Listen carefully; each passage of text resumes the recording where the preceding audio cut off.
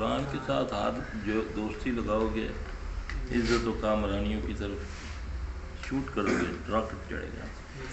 ٹھیک ہے، کیونکہ فرمان ہے نا کہ جس نے قرآن میں پنجہ گاڑ دیا وہ عزت و کامرانی کی بلندیوں کو چھوئیں گے.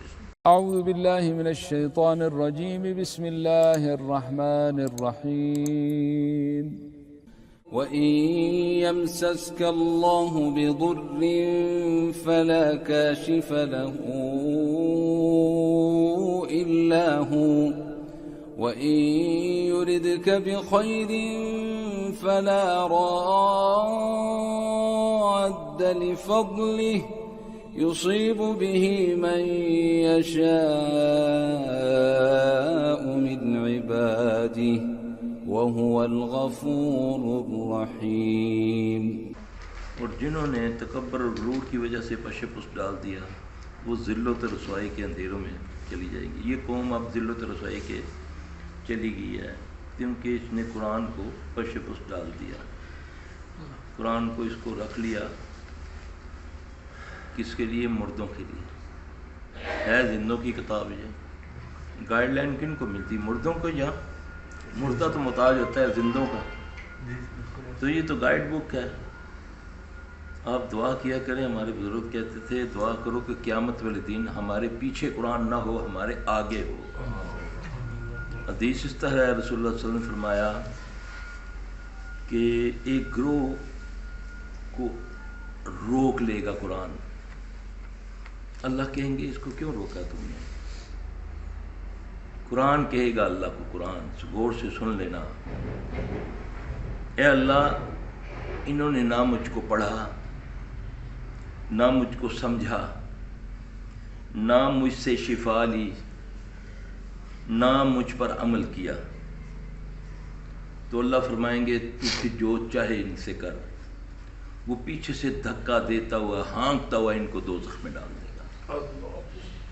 یہ حدیث ہے رسول اللہ. نہ سمجھا، ہمیں سمجھنے نہیں دیا، نہ میں نے سمجھا. ایسے علماء سو، ایسے مفتی ملے جنہوں نے تمہیں کہا کہ یہ تو تمہیں سمجھ نہیں آئے گی، یہ تو بڑا مشکل ہے، اس کے سمجھنے کے لیے تو تمہیں 14 علوم چاہیے. تو جس نے قرآن بھیجا اس کا نام رب ہے، اللہ.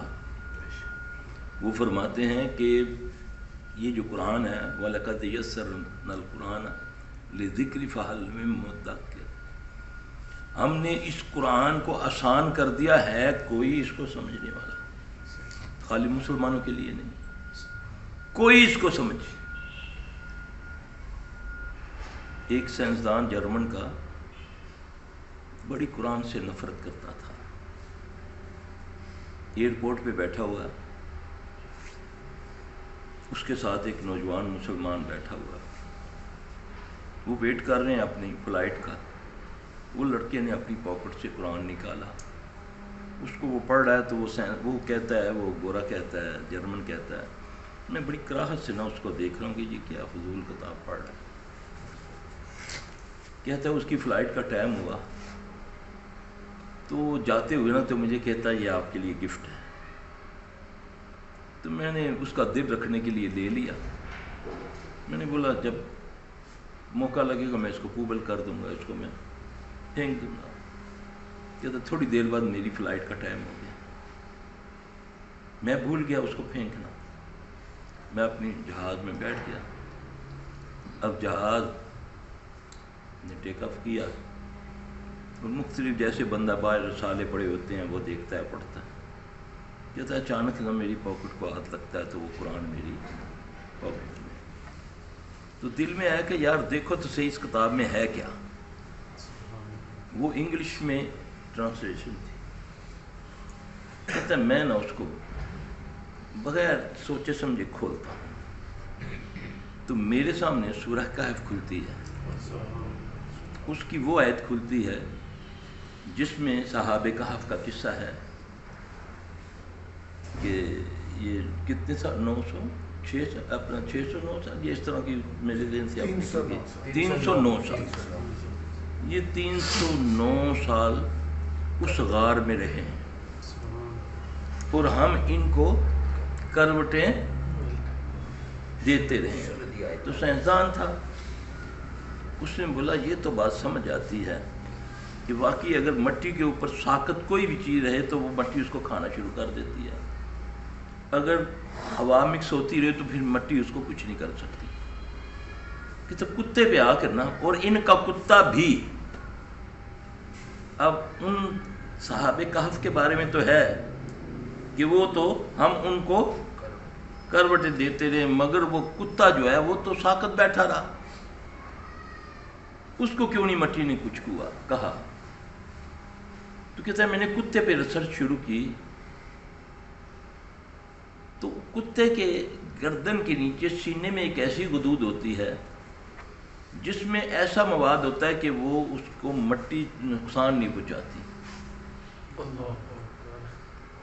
مٹی اس کو جب تک وہ مٹی کے ساتھ لگی رہے گی, وہ غدود اس کے جسم کے اندر جو ہے سینے میں.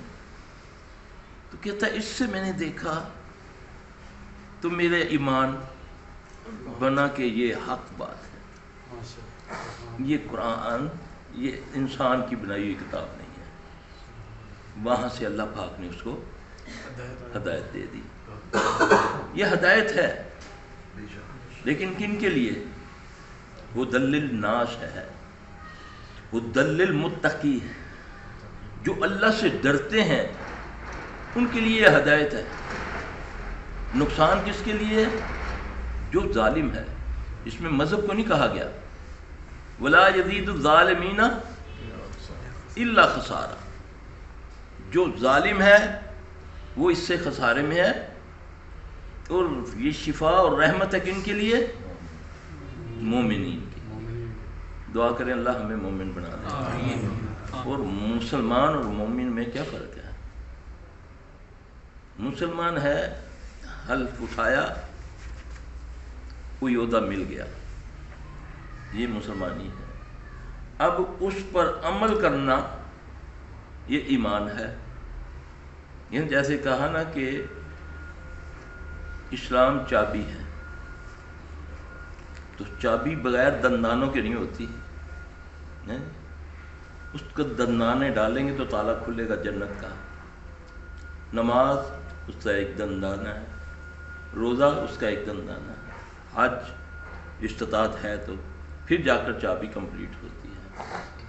قرآن وہ چیز ہے کہ اللہ فرماتے ہیں اگر میں اس کو قرآن کو نازل کر دیتا پہاڑوں پہ تو وہ ریزہ ریزہ ہو جاتی. آج ہم صبح شام رمضان میں پورا رمضان, وہ بھی کوئی خوش نصیب ہی ہوگا, یعنی آٹے میں نیمک کے مطابق لوگ آتے ہیں مساجد میں, وہی 10ویں روزے تک زور و شور سے پہلے روزے کو آئیں گے. پرانے نمازیوں کو دکا دیا, آ کر کوئی ہڈی نکالی, مولوی کو چھیڑا, مسجد کی میں سے ہڈیاں نکالی, اے کہ جی پکا ہے جی, بتیاں کچھ نہیں ہے جی. سال بعد وہ آیا صرف 10 دن کے لیے, اس سے روک پا اس سے روک پا. شہری کے وقت 10ویں روزے کے بعد ختم, پوری مسجد سے 2 3 4 لائنیں, ہے نا, یہی ہوتا ہے نا. قرآن سنا گزر گیا, سمجھا ہی نہیں میں نے. حالانکہ قرآن کا اللہ کہتا ہے, یقین جانے اللہ قرآن میں فرماتے ہیں کہ تم قرآن جب پڑھا جائے غور سے سنا کرو تاکہ تم پر. اس کا مطلب ہے کہ جیسے ہی تم قرآن سننے شروع کرو گے تم پر رحم شروع ہو جائے گا.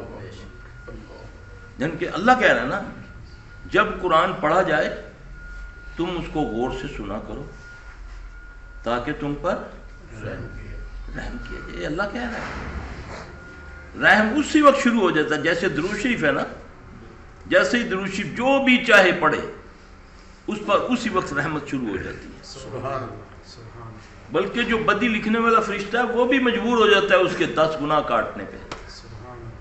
یہ ایسی دعا ہے کسی صورت رد نہیں ہوتی. اسی طرح جب قرآن سنتے ہیں ہم, خالی سن کے جھومنا نہیں نا, اس سے مراد سمجھنا ہے. وہ جو بد دعا کرتا ہے نا, اللہ کو شکایت کرتا ہے نا قرآن, تو وہ کہتا ہے اللہ اس نے نہ مجھ کو پڑھا, نہ مجھ کو سمجھا, نہ مجھ پر عمل کیا, اور نہ ہی مجھ سے شفا لی. تو میں سمجھوں گا تو مجھے پتہ چلے گا کہ یہ اللہ مجھ سے کیا کر رہے ہیں۔ قرآن تو میرے لیے اترا ہے، میرے لیے